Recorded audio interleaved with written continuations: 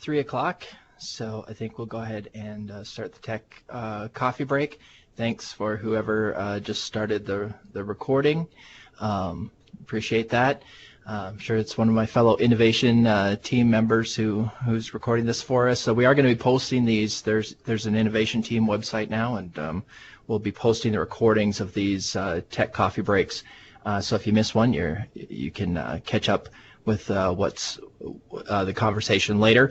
Just a reminder, this is intended to be a conversation. Hopefully we're all getting together and sharing some thoughts on how we're using technology, how we might be working differently, solving problems and those kinds of things. If you're having a particular issue that you want to throw out to the group, and we can see if we can brainstorm some solutions. Maybe someone else has had that issue or experience. Of course, connect with each other. I hope you see some faces that are new to you as you look on Skype here and see the different photos. If you haven't added your photo to Skype for Business, Becky has posted a link in the chat that will tell you how to do that, and that's a handy way to get to know people, get to know their faces along with their names. And then if you've heard about some way that somebody's using technology in a new way, or if you're using it in a new way and you want to share that, give a shout out to a colleague, and those kinds of things. I posed a couple of questions for today just to get our conversation started. And as we do go through that conversation, there's obviously a couple ways that you can respond. Feel free to use your microphones. I see a lot of folks are muted right now. Feel free to unmute, interrupt, jump in, answer questions that way, or give your input that way. Or you can use the chat pod, the conversation pod in Skype for Business. And if that's not open for you, it's the little speech bubble down in the lower left-hand corner of your screen. You can open that up and keep track of the conversation there, which right now centers around temperature, and Sam up in Cavalier with a -13, wind chill -22, which has me shivering to start today's conversation. So feel free to throw out whatever topics that you want. The questions that I posed, one was new gadgets for Christmas that you'd like to talk about. So if anybody has any of those that they'd like to share. I didn't get much technology-wise for Christmas, either sneakily buying for myself or otherwise. Wearables have been sort of a big thing in our family, so I bought my son a Pebble Round smartwatch, which everybody in the family is a little bit envious of because it's very thin, lightweight looking device, but does all the things that a lot of the other smartwatches do. So anybody else get new technology for Christmas that you want to share?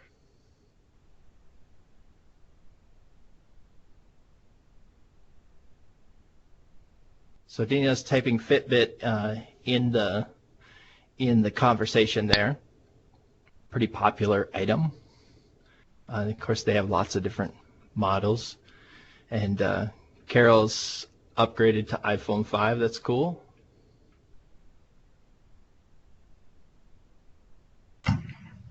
Bob, I have a question because I know that Fitbit is not really new.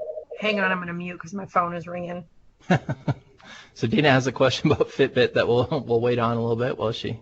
I'm sorry about that. I didn't want everybody hearing the other line ringing. I got this Fitbit, and I'm not the first person in my family to get one. And I realized there are so many things I can do with it. I need to go out and do some tutorials. But one thing I've noticed is that when my cell phone rings, like when I get a call, my Fitbit vibrates. And I don't think I set that up, but I was just wondering, does anybody know if that's like the default? Because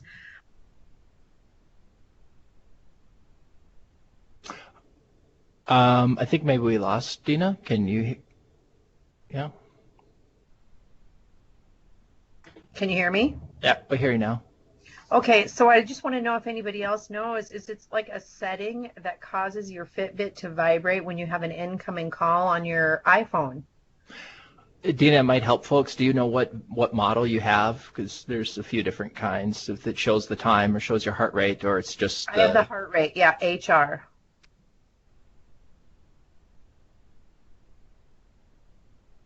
Okay, so that is kind of just the standard. All right, maybe my daughter's is just an older one. I was trying to figure out how I could go back and get hers to do that, and maybe it won't, but Yeah. I'll And so, research. Yeah. yeah, and just for the recording's sake, Sam is saying that it's a default setting with the new upgrade on some of the Fitbit models. So that's new. It's starting to get in that kind of smartphone range where you get a vibration if you get a call. That's kind of cool. And it tells you who is calling. I mean, I think that's kind of interesting. So,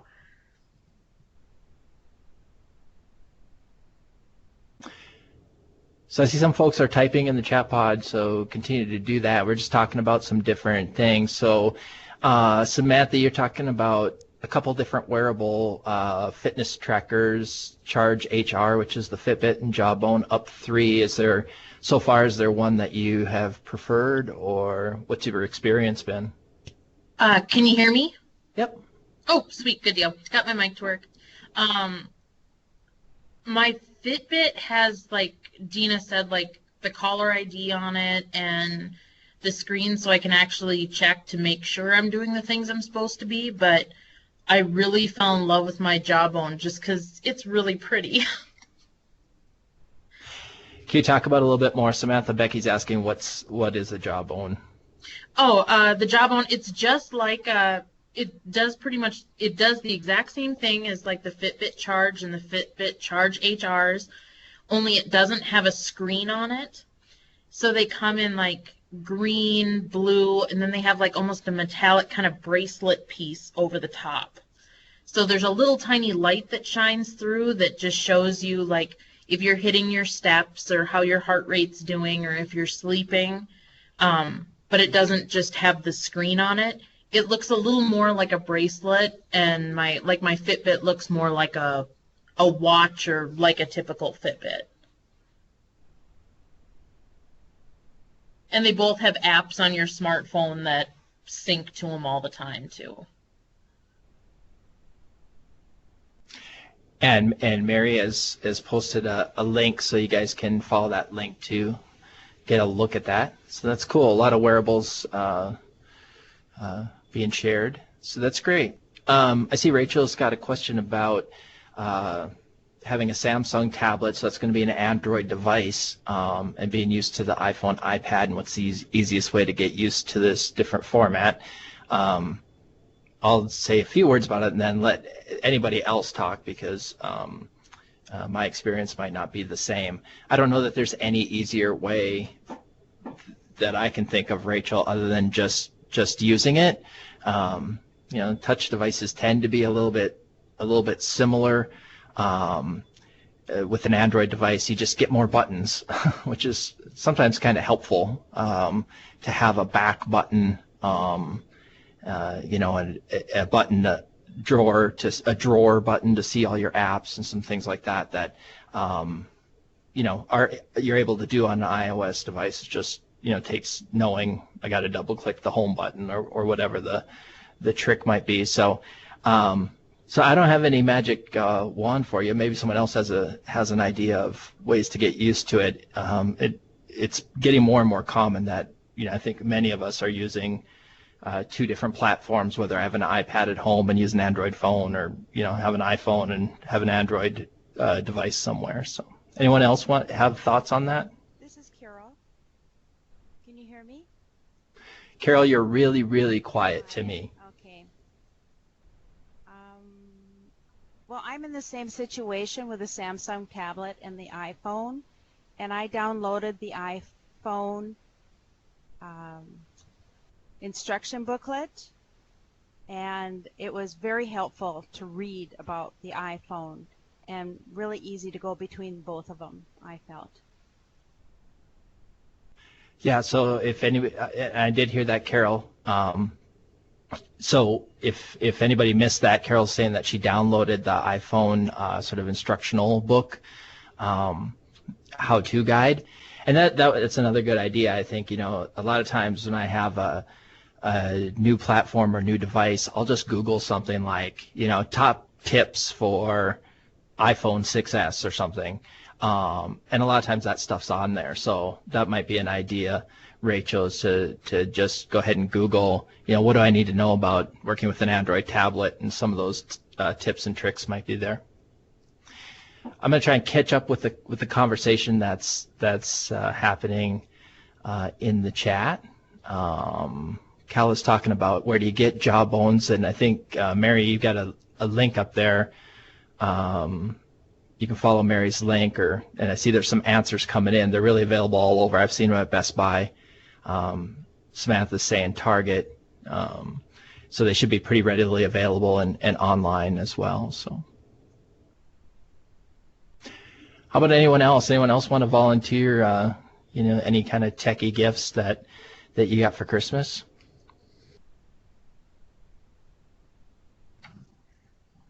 I was just going to mention that fun tech things. I was at a 3-year-old's birthday party last night, and she got a snowman Bluetooth speaker. So I'm all into anything that's wireless. And I thought, how fun would it be to teach a class and set the snowman up on the front table and watch the colors change when the sounds come through. But it was different. I had never seen anything like it. Kind of fun.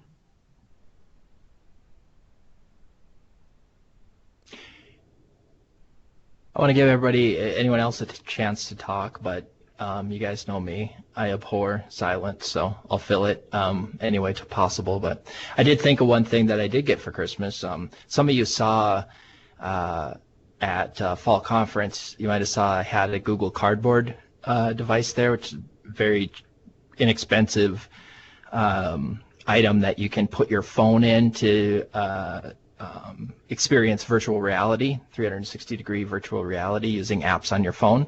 And my wife did get me a very similar device. It was about $40, I think, but it's a little bit sturdier. It's plastic. It's actually from the people who made ViewMasters, for those of us old enough to remember ViewMasters.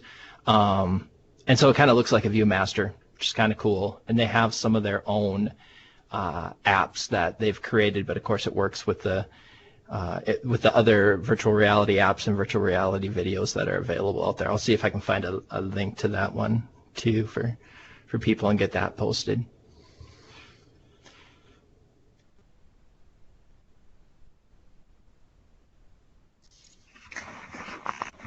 This is Shirley. We got my folks a Nix Play. It's showcase pictures that you can send from miles away. It works really great to send pictures of the grandkids so my parents can see that, and so that was kind of cool.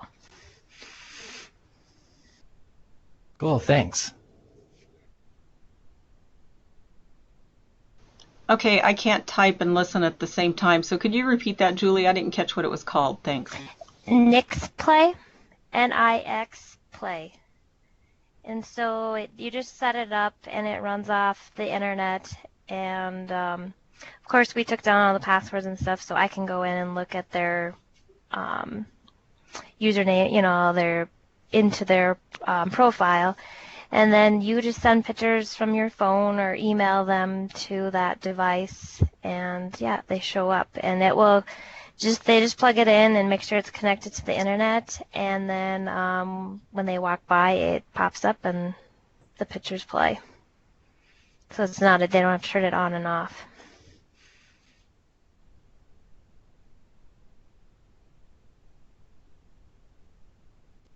That's really cool. That is an issue, the photo sharing issue. I know it's one that we struggle with in Extension, and these might not be applications that we can pursue, but my wife has been working with her grandmother in order to get to figure out the whole photo sharing issue. And so what she's done is set up an email address on a Shutterfly account so that any of the kids or grandkids can email photos to that email address, and it'll go into the grandmother's Shutterfly account. And so that way she can get those pictures without trying to download them from Facebook or something like that, because they're going to be lower quality then. So it's kind of some interesting issues that we run into in trying to share this content throughout families. So.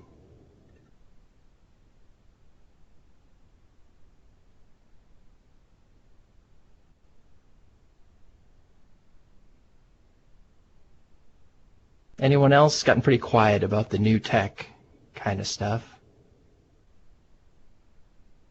Before I jump right to my other question that I had kind of thrown out there, has anybody got other things that they want to bring up in terms of solutions to share or problems that you're having technology-wise, questions that you have for the group?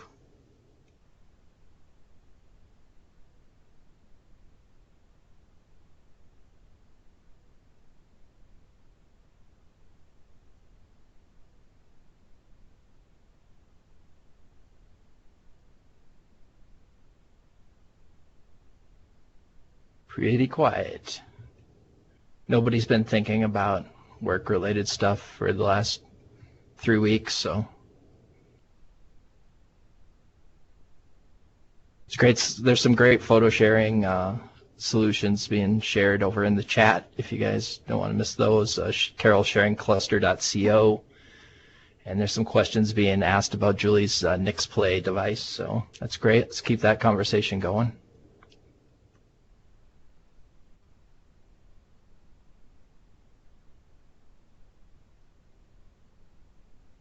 So Cal's having, sorry, I'm reading multiple things at a time and laughing at Joe's deal, but so Cal's having a problem with the computer playing sound through the audio jacks. I think I got a new computer this fall. I'm going through growing pains too. If you lose me, if you lose my sound, it's because my USB devices aren't playing well together. So Cal, I'm sure you maybe already have, but make sure that you contact NDSU ITS or computer services here at AgCom, John, Jerry, or Blair, so that we can get that working for you. And Joe, yeah, snowshoes. My daughter lives in California, so she got some as well. So that's definitely a tech solution to get away from the tech, is to go snowshoeing.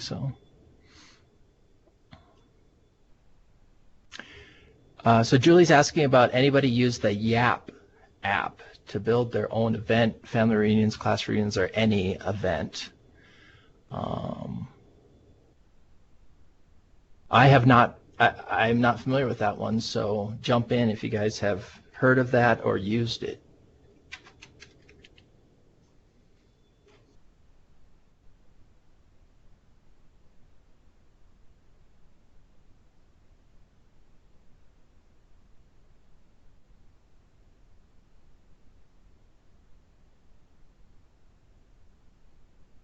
Thanks, Carol, for jumping in with that link. Yeah, these kinds of apps are getting pretty popular.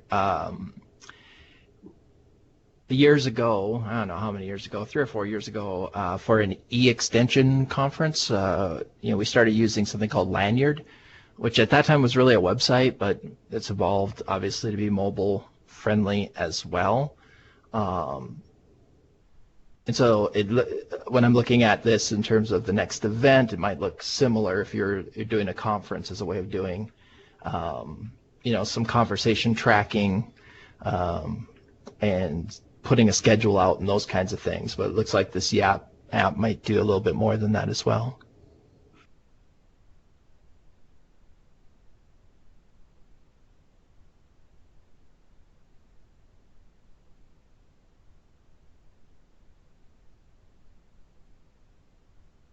So Julie, you're breaking new ground with that. How'd you come across that, and maybe why did it interest you? I don't remember how I came across it. I wrote it down because I thought, I'll ask at one of these meetings. And I think I saw it somewhere, I don't know, on some kind of a thing I was looking up, and it just for events. And you can download it, and some can be free up to, and then I think the bigger the event or more things, it costs more money. So I was just curious if you did a small event, if it would work, or if anybody's used it. So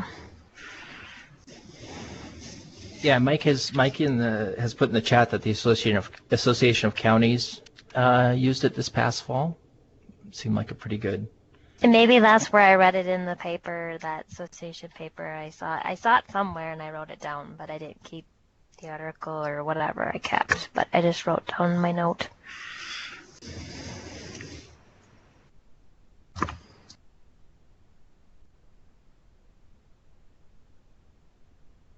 So I'm gonna sort of, even though Becky's trying to take notes, I'm gonna sort of pick on her because I guess what pops, or anyone else who wants to chime in, what pops into my head then is, our big statewide conferences, support staff conference, and fall conference. I don't know if there's been any conversation of that, or if Julie or Mike or anybody, if you um, see any potential uses of this, besides those kinds of bigger events. It seems like the last 2 or 3 years, the conference committees have always talked about, oh, we should do an app, and then the committee themselves get busy and don't have time to even explore the option. But if somebody wants to play with it and work with the committee to give it a try, that would be awesome. That happened, I know, for our ACE conference 2 or 3 years ago. Somebody from Wyoming had heard of one called I want to say Boo, but I think that's the clown on Modern Family. Something like that. I can't remember the name. But it worked really well, and it wasn't that difficult. So if somebody wants to do some playing and work with the conference committee or suggest it, I think that would be wonderful. We just hadn't gotten around to it after it was mentioned. I think it would be a good idea for conference, especially if you're changing rooms or whatever. You can have people download that app, and you can send messages so they'll get it. And then I know, like, Dina can pipe in here too. When we were out in Portland for the NAE 4-H conference, they had an app too, and so certain things would come across there, and then plus I would have a map of where to go, kind of thing, of the hotel.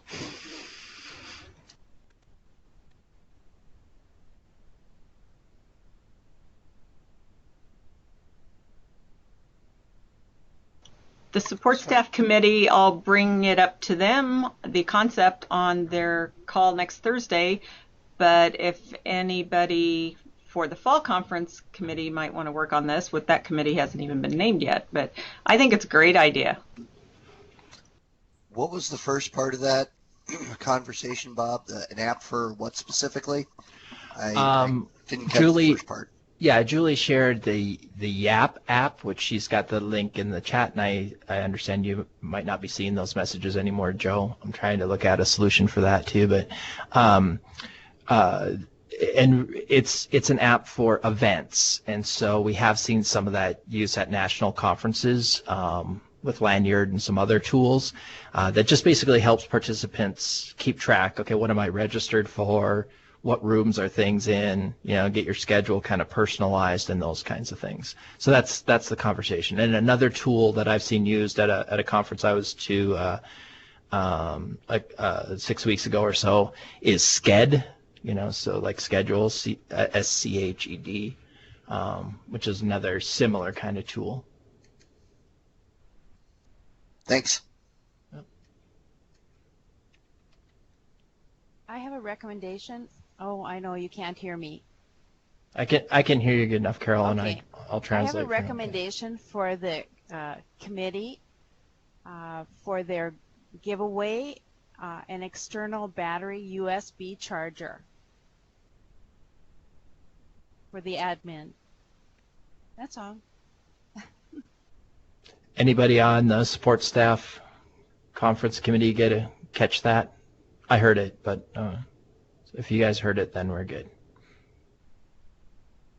Oh, Linda's saying they're so smart, they're on it. So that is a good recommendation. Thanks, Carol.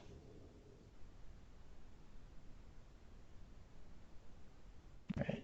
So I think I'm going to throw it out again. Anything that you want to share in terms of problems that you're having, questions that you have, new things that you're working on, new things that you'd like to work on, or shout outs about other folks in Extension who might be doing something innovative with technology?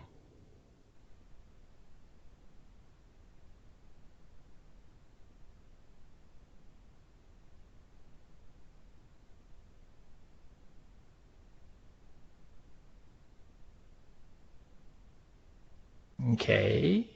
All right. Well, feel free to jump in, interrupt, or whatever. The other question I threw out there, just as a talking point for us, was your goals. Whether technology-wise or innovation, working differently, kind of goals for 2016. I'll try and get that conversation going. Talking about something that I'm doing now. I'm participating in what's called a Working Out Loud Circle.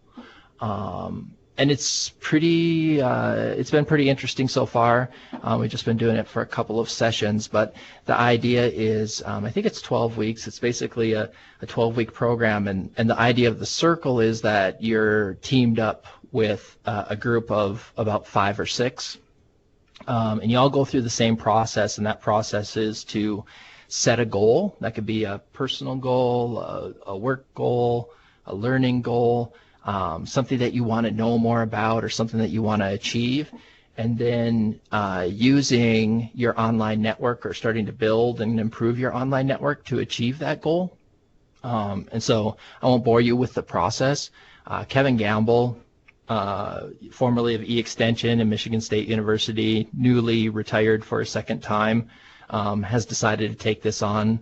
And a bunch of us were on a webinar that he did, and he offered to lead these. So I think he's leading, it might be 6 different groups or so, which is a pretty big investment of his time. But we meet weekly, and what's been nice about it for me is that it hasn't been so far a lot of new things that I didn't know, that I should be doing, but it's been an accountability so that we get together and meet weekly and share our information, and so I'm accountable to get something done, and that's been a good motivator for me. So this is based on some other people have done some work about narrating your work or working out loud, but most recently John Stepper has a book called Working Out Loud, and thanks Carol for posting the link to those events. So that's my goal, get through Working Out Loud, at least for the first part of this year.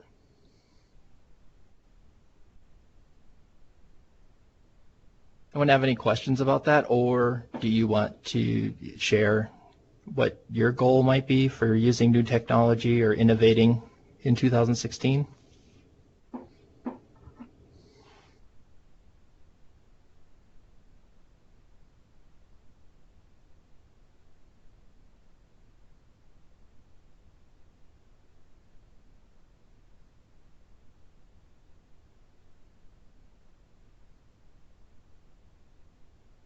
So Rachel's posted in the conversation, comfortable editing and designing the web page. It's always a moving target, it seems. Cal is agreeing with that. Great. So that might be, not to just jump off of what I was talking about with the Working Out Loud circles, but that might be an idea that we might want to do in a small group, in a circle. If there's a few people on here that are interested in sort of working together, learning together on web page editing and design, maybe that's something that we want to pursue.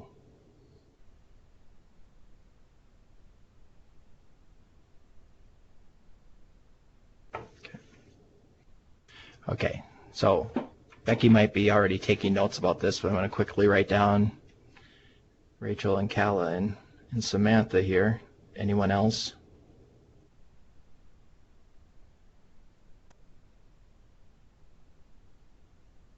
So Becky, we've been talking if you haven't been on these calls before, it has come up a couple times before, and in our NDSU Extension Innovation Team meetings, it seems like these devices come up all the time, this sort of tablet, laptop combos, or Dina's talked a lot about mobile office kinds of things, so Becky's looking into one of those combos, and Mary's got a new camera, and so hopefully, Mary, you're going to figure out how to use that and be taking a lot of great pictures that you can share with all of us throughout Extension, because we're always in need of great pictures, especially here in AgCom. Sorry to be so self-interested there. Carol's going to work on using OneDrive more through Office 365. And we have talked about the cloud storage stuff quite a bit in this group. And so that's something that AgCom is launching a series of webinars. The first one Becky and I will be doing on Skype for Business, but I think the next one is on cloud drive storage, OneDrive, Google Drive, SharePoint kind of issues. So look for that in February and watch your email for information about that. Okay. So Dean is asking about sharing photos on Flickr. So yeah, you can sure do that. I'll try and find the link. I know that we have an article on Let's Communicate from a while back that tells how to do that. And hopefully we can get that link into the conversation for you guys. But we did set up a what's called a Flickr group a number of years ago for NDSU Ag Communication, and it's just a way if you use Flickr, if you upload your photos to Flickr, you can then share them to the group, and so anyone in the group can access them that way. And we just thought it would be we were hoping it would be a good solution to our photo needs, but not very many people have sort of taken the time to upload their pictures to Flickr. But if you have good photos and you want to do that, if you have questions about it, you can call me and I'll walk you through it. But I'll try to find the link here too for how we do that. I'll fill some air while Bob's looking, because the photos that were uploaded to Flickr, some of them were absolutely gorgeous, but they didn't meet our educational needs very well sometimes. So what we often have happen here in Ag Communication is somebody from another state will say, hey, I saw your picture in this publication or on this website, may I use it? And then basically our only way to find it is to email Agnes and Deb and Dave and say, which one of you has this? And it's very inefficient. So what we are starting to do here in AgCom now, until we lost our work study student especially, is we set up a Zen photo site. Those of you who work with 4-H know that ZenPhoto is what we used for the state fair publicity photos this past year, and it was really easy to set up. You can either have it password protected or not, and after we get it populated a little bit, we'll probably not make it password protected or else have a generic so at least staff can get it, but our philosophy is let's get it out there and leave it open and everything.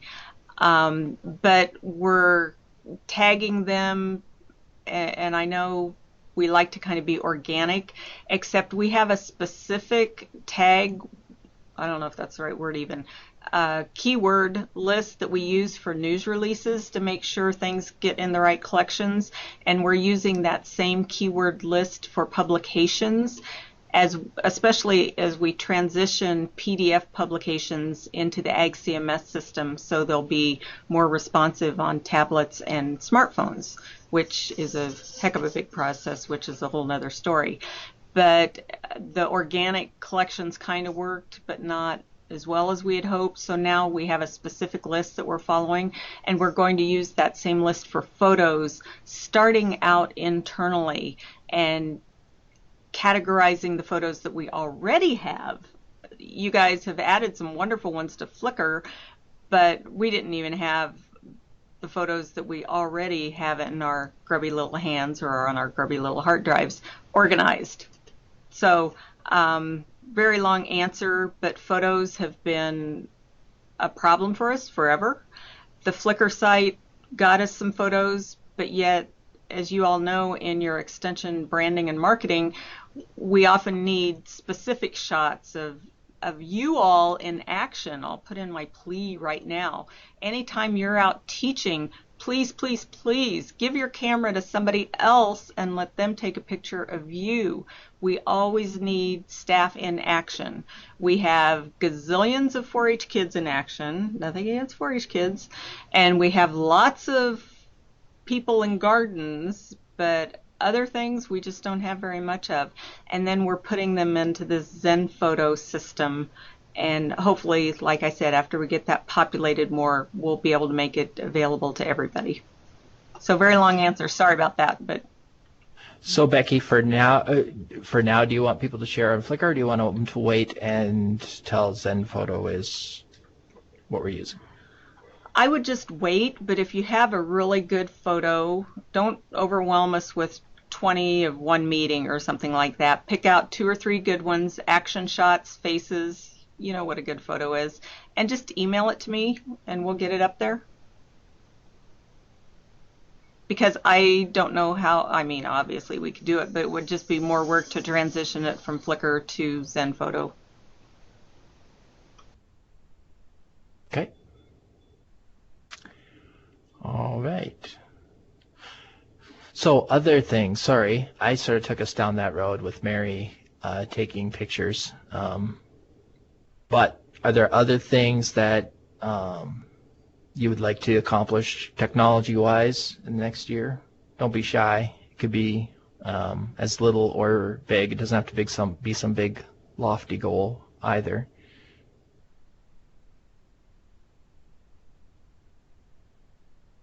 Hi, Bob. This is Kelly Armbruster. Can you all hear me? Yeah, we hear you, Kelly. Okay. I'm having some headphone problems, so we'll see how this goes. But one of the things, one of the projects that we're working on here in AgCom, and kind of from my side of the marketing and branding side, is using infographics to help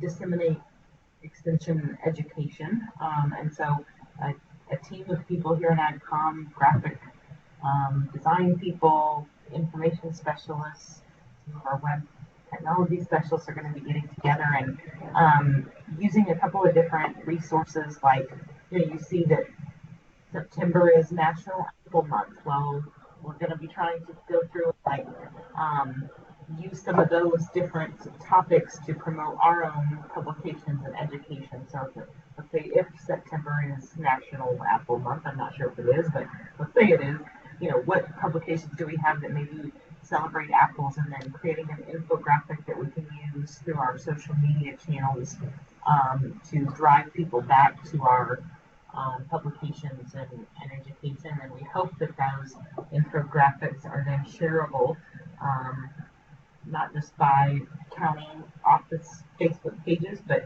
in all forms of social media. And that's something that I'm excited about, is to kind of start using some infographics and maybe even some of the free programs that help with infographics. Things like Canva and Easily are a couple of different, and then I think maybe one called Pictograph as well, are some ones that people can use.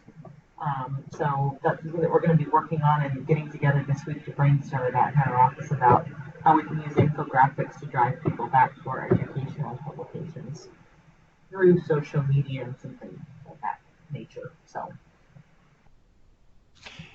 Great, thanks, Kelly. And I'm just going to repeat a little, or summarize a little bit what Kelly said, because she might have been a little bit hard to hear, but as you can see from the chat, we're talking about infographics and working on those in AgCom, and then Becky's posed the questions about programs that you might use for graphics. Kelly mentioned Canva. I posted a link to that, and Kelly also mentioned Easily. Pictochart is another one that's available out there. So if some folks want to post some links about that, that would be great. So Stacy, you said you're working on several infographics for a project. You want to tell us about those a little bit and how you're creating them?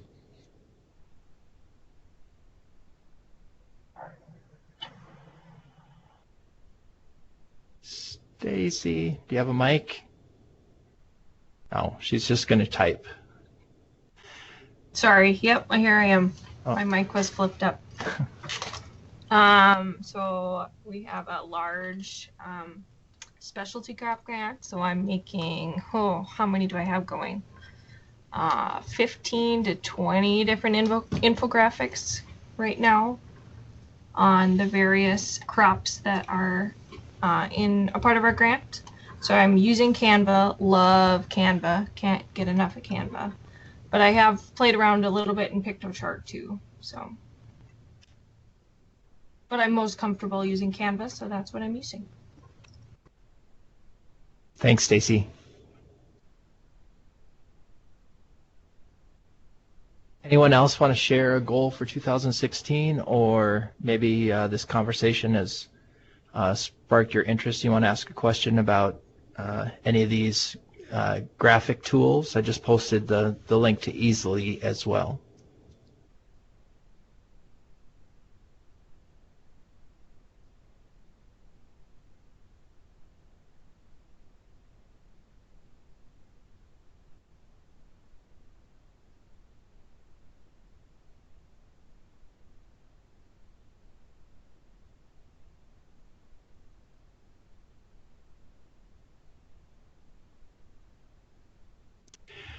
So Mary's posted a random thought there. Maybe infographics will be a new impact report format in a couple of years. I see Deb Gebke's face. Deb, do you have a microphone hooked up?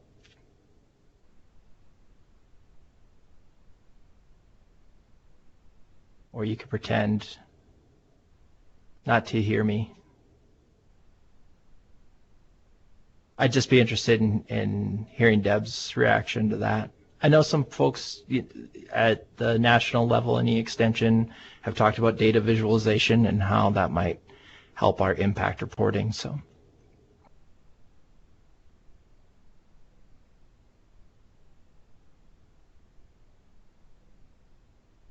oh, Deb's having trouble with mic. So, yeah, feel free to, if you have a comment, Deb, throw that in the chat. But thanks for that thought-provoking comment, Mary. I think that's interesting. Okay.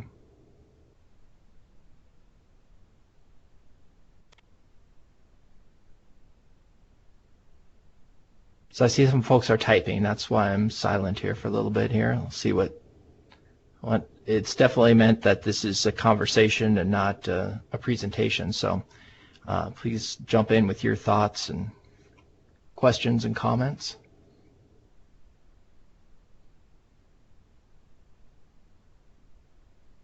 So Deb says program leaders working on new format ideas for 2017 impact reports. So maybe ones that incorporate more of those graphic elements. That'd be cool.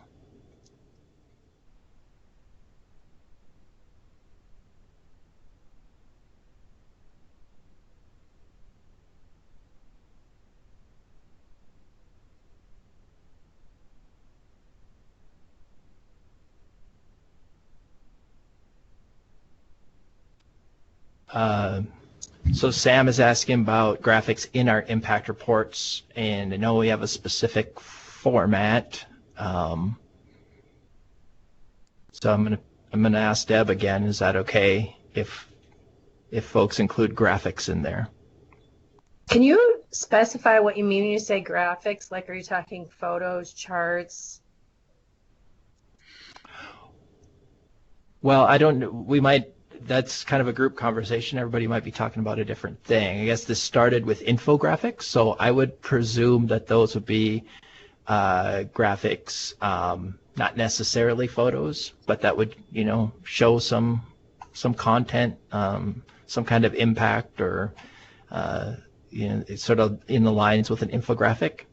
Mary's saying that she does use pictures in hers, so. Yeah. I just happened to read Becky's comment that even on today's impact reports, I hope you will use more graphics and fewer words. So like I didn't know what else could be on there but words.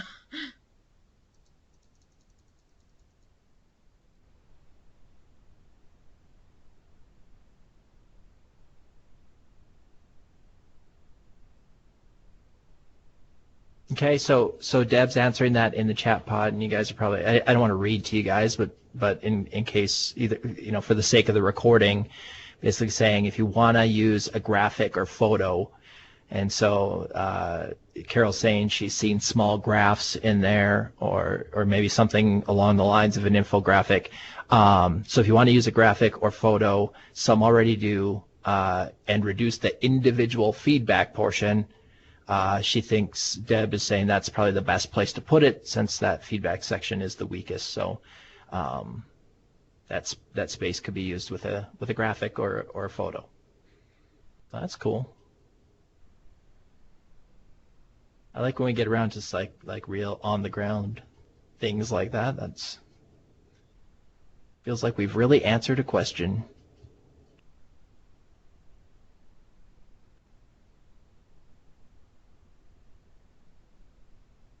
So some folks are still typing, and but I want to see if there's any other things that anybody wants to throw out. I want to keep us longer than we need to be if the conversation is sort of coming to an end.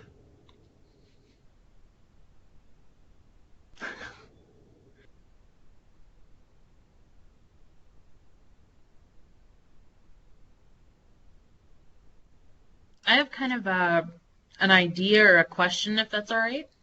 Yeah, go ahead, Samantha. This Christmas, I went ahead. One of my other gifts was the texture, like, service or app. So it's like it's $14 a month, and I have access to, like, I think it's like 3,000 or 4,000 different magazines each month, and I can just read them on my tablet or on my smartphone. At the end of the month, they disappear, and I get the new ones instead of paying for each individual subscription. And it's just been so incredibly handy to, you know, have them all on my phone that I can just, like, look up articles or look things up right away. I don't know about, like, interfacing or anything like that, but would there ever be a possibility that we could have something like that with our NDSU publications on it? Because I'm always, like, out of my office when I need one of the publications, or I'd like to share one, but I have to go back or go on the browser to try to find it on the website to share it to somebody.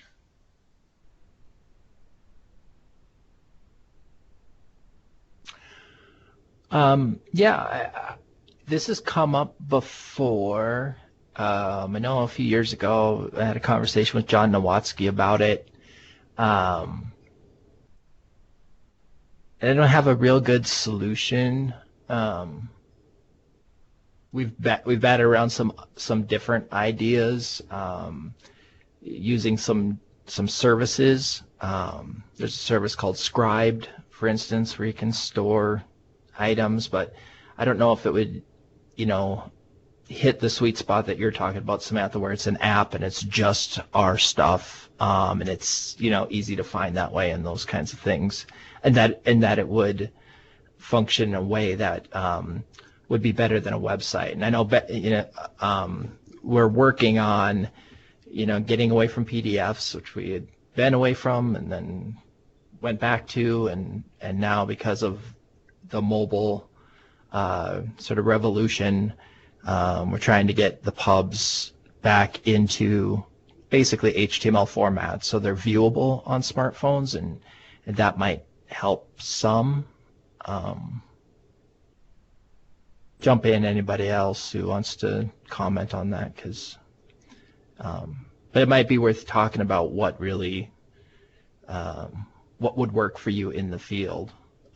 Which is where the conversation started, you know, like I said, a few years ago when I was talking to John Nowatzki, and it sounds like how this app has sort of got you thinking about it, Samantha.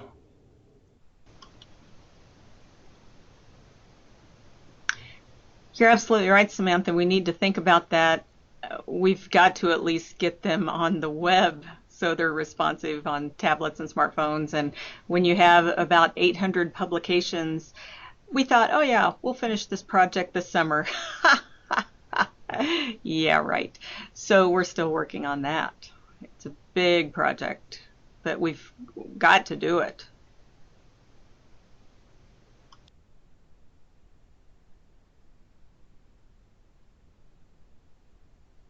Thanks for that idea, Sam. I'm going to take a look at it and at least do the free trial and kind of see, you know, how it's put together, and see if we can take any inspiration from that.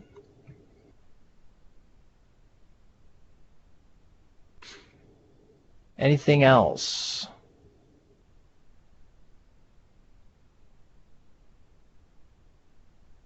Okay. Well, I don't want to keep you longer than the conversation lasts, so I'm just going to throw out a couple of things here. I'm going to put the link to the NDSU Extension Innovation Facebook group in the chat pod. It's a closed group, so if you go there, you can just request to join, and you are approved as an NDSU Extension employee. But I think that's a great way to kind of continue these conversations between tech coffee breaks and share some information in that Facebook group. And the other thing I'll try and pull up real quickly here, if I can remember it, and post for you, is the innovation NDSU Extension Innovation website.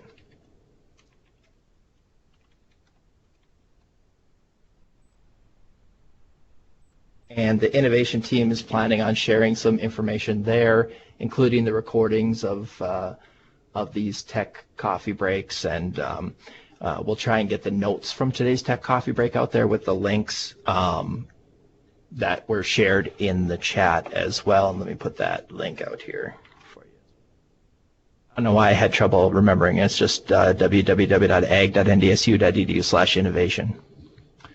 So I must have hit the wrong button. There it comes. There we go. So there's the Facebook group and the innovation website. I hope you guys will check those things out. And Dina's given us a reminder to add a photo in link. Lots of photos out there, just a few blue heads, but if you have the blue heads, scroll up in the conversation, and Becky has posted the link with the instructions on how to do that, how to add your photo.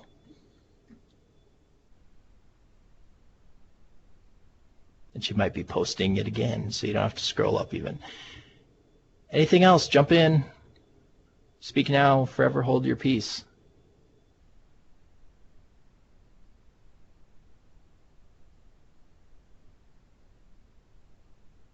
All right, great. Thanks everybody for joining the coffee break. We'll have our next coffee break.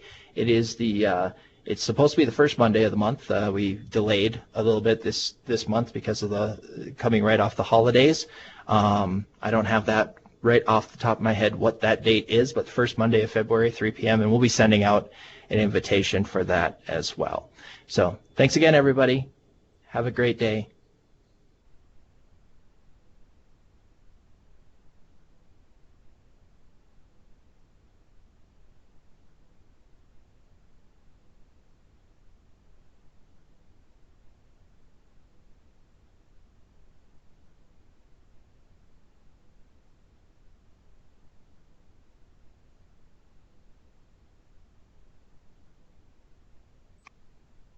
Thanks for narrating, Bob.